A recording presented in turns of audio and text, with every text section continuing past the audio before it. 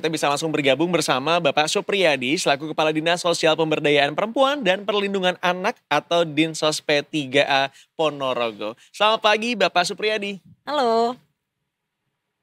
Halo, selamat pagi. Assalamualaikum. Waalaikumsalam warahmatullahi Waalaikumsalam. wabarakatuh Pak. Terima kasih sudah bergabung bersama kami tim Detik Pagi. Bapak sehat Pak? Halo, ya, Ya. putus sebentar. Oh iya, oke. It's okay. Santai Pak. Oke, kita sambil ngecek sedikit ya. Secara teknis mudah-mudahan Oke. bisa tergabung. Baik. Oke. Apakah sudah bisa mendengar suara kami, Pak?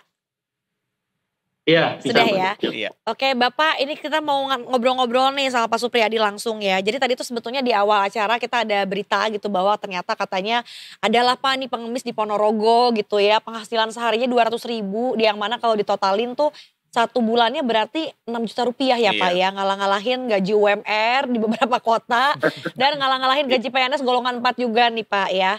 Boleh diceritakan nggak Pak? Ini tuh sebetulnya katanya udah ada sering adegan ini ya, kucing-kucingan antara Dinsos P3A dengan pengemis yang bersangkutan. Seperti apa sih Pak cerita lengkapnya? Iya. Sebenarnya fenomena pengemis, pengamen, gelandangan, orang terlantar itu bukan hanya di Ponorogo ya, Iya. tetapi hampir semua kabupaten kota mengalami. Cuma kami di Ponorogo itu memang agak spesifik ya, Mas. Karena yang pertama bahwa dari hasil yang sudah kita amankan beberapa kali itu kebanyakan bukan orang Ponorogo gitu ya. Oh. Bahkan ada yang jauh, yang dari Madiun, bahkan dari luar provinsi, dari Sragen dan lain-lain ya, dari Jombang gitu ya. Jadi ini memang bukan hanya pada Ramadan ini, tetapi kami memang konsisten untuk melakukan penertiban terhadap kegiatan ilegal di perempatan bersama dengan OPD terkait misalnya Satpol PP. Khusus yang kemarin memang ada beberapa aduan dari masyarakat karena pengamen ini adalah seorang ibu dengan membawa anak balita. Oke. Ya, usianya 2,5 tahun, posisinya itu jam 1 siang kita amankan. Itu kan panas-panasnya ya. Jadi karena panas-panasnya anak dibawa di panas-panas, bahkan yang menginformasikan kami itu juga pada posisi hujan pun kadang anak ini juga masih dibawa untuk mengemis di jalan gitu ya. Ini dan tentunya membahayakan bagi kesehatan anak dan pengguna jalan.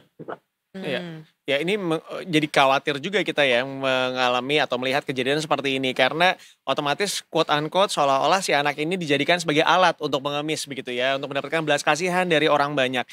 Memang selama ini Pak, ketika misalnya orang-orang seperti ini gitu ya, pengemis ini kemudian ditertibkan, apa yang dilakukan oleh dinas sosial Pak? Apakah kemudian memberikan penyuluhan dan juga pelatihan-pelatihan untuk agar kemudian mereka memiliki skill untuk bekerja atau membuka lapangan pekerjaan atau seperti apa sih Pak?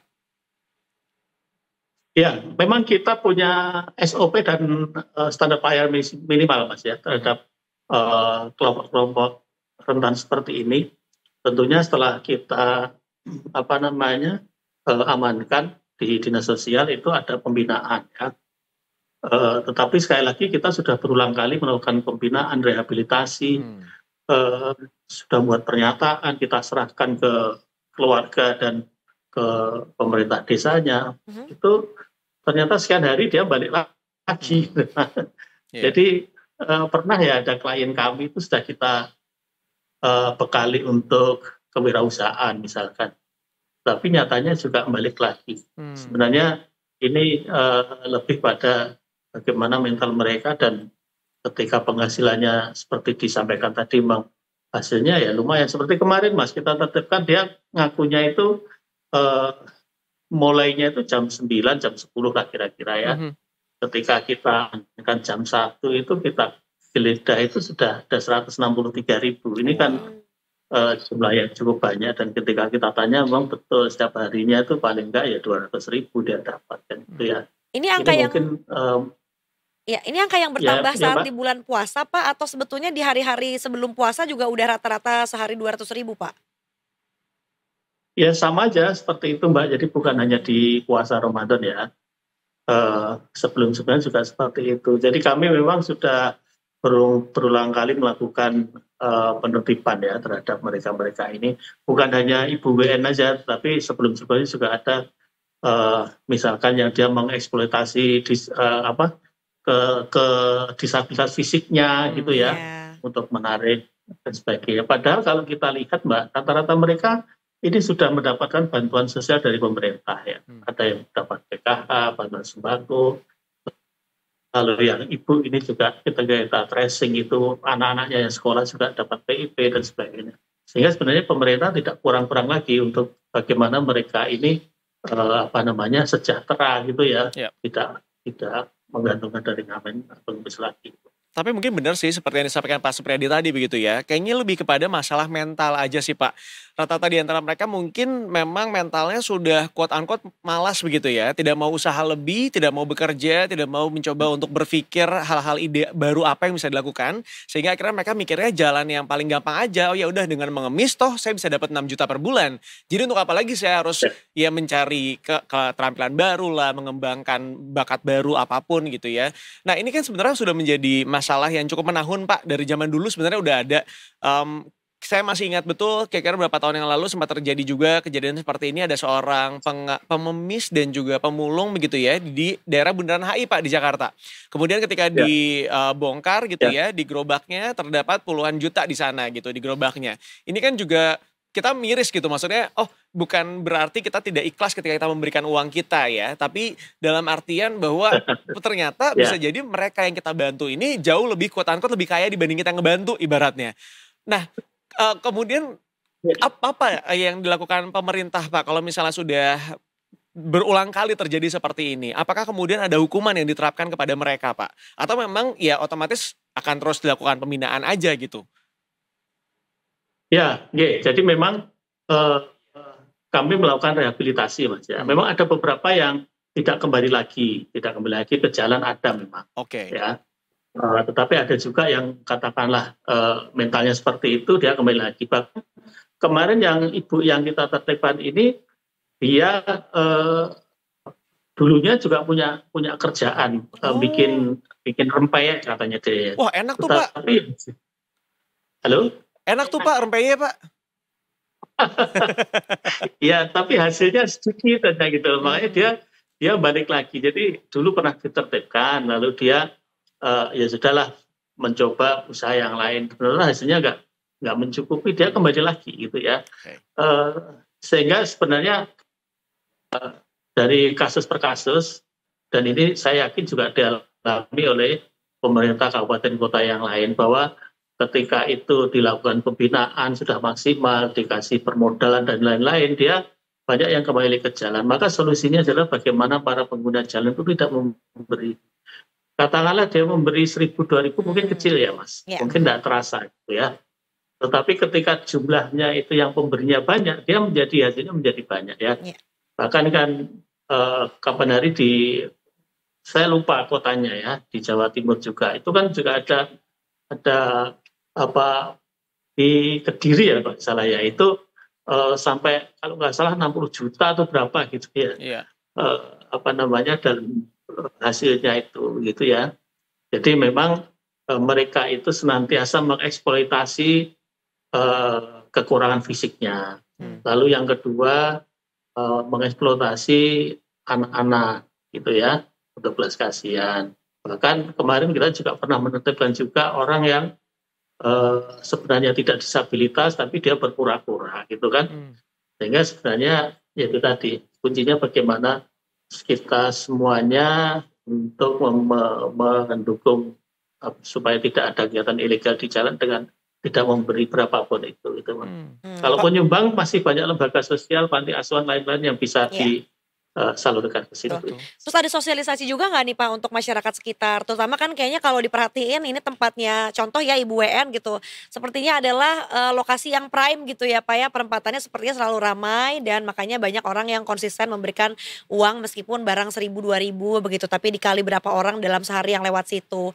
Apakah ada imbauan juga kepada masyarakat sekitar gitu bahwa semacam ada pelarangan yang mungkin bunyinya berbeda-beda gitu ya Pak untuk tidak memberikan uang kepada pengemis atau mungkin pada gelandangan begitu saja Pak?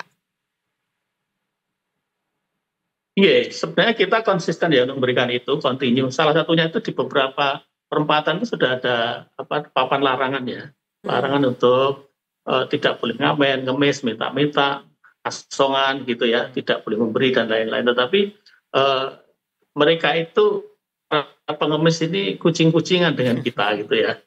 Bahkan lari-larinya itu bukan hanya di Ponorogo, Mbak. Ketika Ponorogo kenceng, nanti dia larinya ke kabupaten mana yang longgar. Nanti sana dikencengi, nanti lari ke sini gitu. Jadi mereka memang kalau kata bis itu sudah antar kota antar provinsi dia. Mereka berpindah-pindah gitu ya Pak ya? Antar kota antar. Iya, kan dengar-dengar juga ada motor ya Pak keluarganya. Jadi sebetulnya bisa tinggal pindah-pindah aja lagi mau ke tempat yang di mana gitu. Iya, iya betul. Mereka mempunyai kok.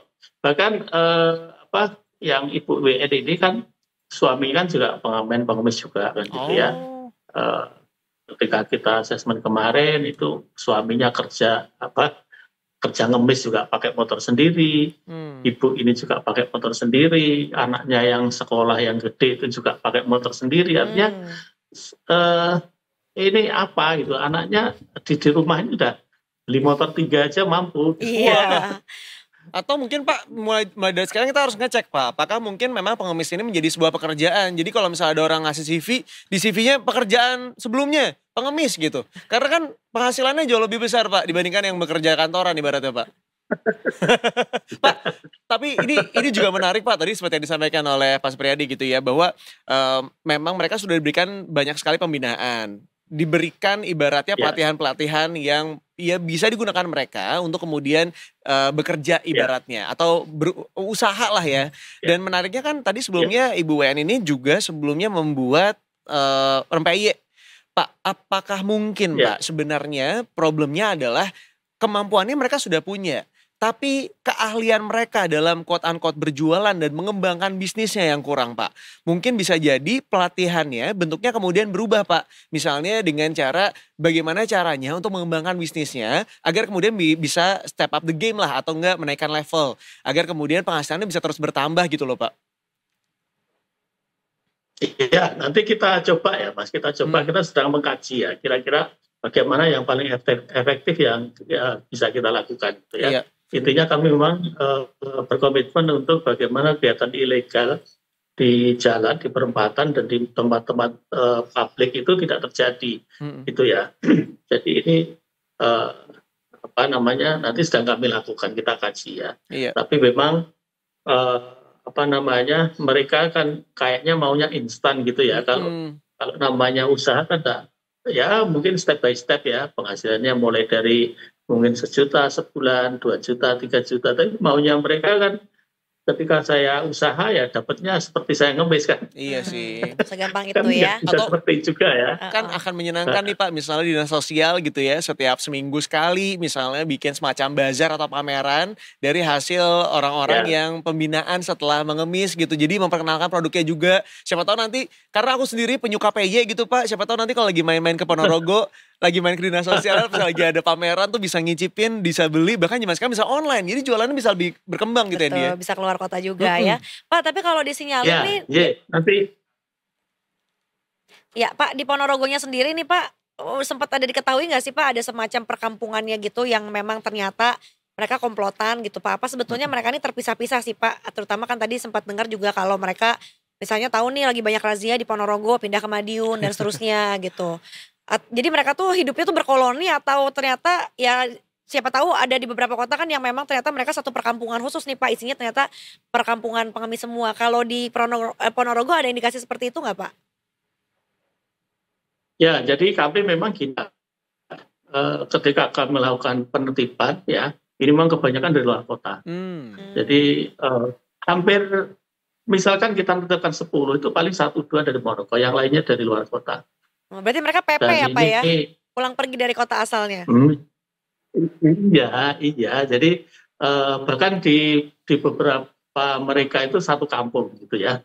Di satu kampung, di kota itu satu kampung. Kami pernah kemarin sudah menelusuri ke sana, ya. Dan kami juga berkoordinasi dengan dinas sosial setempat. Kayak kemarin ketika kita menetapkan Madiun ya, otomatis kami berkoordinasi dengan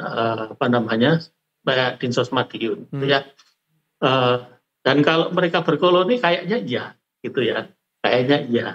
Dan sekarang kayak kemarin aja kan mereka membawa smartphone juga gitu ya. Oh. Jadi mereka juga aktif berkomunikasi dengan kelompok-kelompok mereka. Tahu orangnya itu juga itu aja Mbak. Orang-orang itu aja gitu ya. Ya Iya. ini berarti word of mouth gitu ya, berarti dari Iya. mulut ke mulut kali ya. Takutnya nanti mereka juga ngajarin ke anaknya kayak gitu, ngapain Iya. sekolah tinggi-tinggi, udah aja ngemis nih sehari bisa dapat 200.000 kan gitu ya. Sedih banget gitu. Tuh buktinya ngemis aja bisa punya motor satu-satu gitu. Iya. Papa punya, saya punya misalnya gitu ya. Adiknya punya juga. Dan yang kasihan sebenarnya ketika bapaknya misalnya Pak Supriyadi ini dari Ponorogo gitu ya, sebagai dinas sosial di sana, kemudian jadi kena batunya orang-orang dari luar daerah yang kemudian mengemis di Ponorogo dan jadi tanggung jawabnya Pak Supriyadi gitu ya. Iya, Pak Supriyadi. Iya betul. Ya. Terima kasih banyak Pak sudah mau diajak ngobrol-ngobrol pagi hari ini di Detik Pagi Pak. Iya, ini adalah persoalan bersama ya. ya Pak ya. Mudah-mudahan kita semua bisa ngasih atensi lebih besar lagi, terutama apalagi kalau di sebagian tempat bulan puasa melonjak ya Pak ya, Iya. kemunculan pengemis-pengemis dadakan juga. Karena katanya ada yang justru panen cuma 1 bulan sama puasa aja, habis itu setelah lebaran nggak ngemis lagi gitu. Jangan sampai kejadian lah ya. Pak, ngomong-ngomong di Ponorogo nih Pak, karena saya belum pernah ke sana. Kalau ke Ponorogo, cemilan atau makanan yang enaknya di sana apa Pak? Ada 2 Mas yang Apa tuh? wajib dicicipi. Apa tuh Pak? Yang satu sate ayam Ponorogo, Waduh. yang 2 dawet jabung. Dawet jagung Pak. Nanti dawet jabung itu nama wilayah, nama dawet nama jagung. desa, tapi di situ memang sentra dawet yang lain lah dengan dawet-dawet yang lain. Oh, Dawet-dawet menarik kota yang. Maaf Pak. Jadi nanti gini Mas, Mbak. Apa? Kita kan sebentar lagi punya event ya. Event Grebek Suro namanya. Nanti pada waktu tanggal 1 Muharram itu sudah masuk karisma event nasional ya.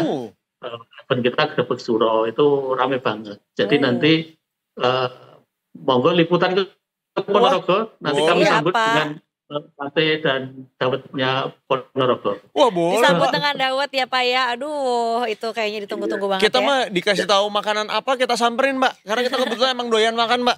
Bener. Apalagi kulineran-kulineran ke tempat yang kita belum pernah juga. Iya, Pak Supriyadi sekali terima kasih banyak. Pak Supriyadi ini adalah Kepala Dinas Sosial Pemberdayaan Perempuan dan Pelindungan Anak Dinsos P3A Ponorogo. Selamat pagi Bapak, selamat bertugas kembali. Sampai jumpa Bapak. Selamat pagi. Wassalamualaikum warahmatullahi wabarakatuh. Waalaikumsalam warahmatullahi Waalaikumsalam. wabarakatuh.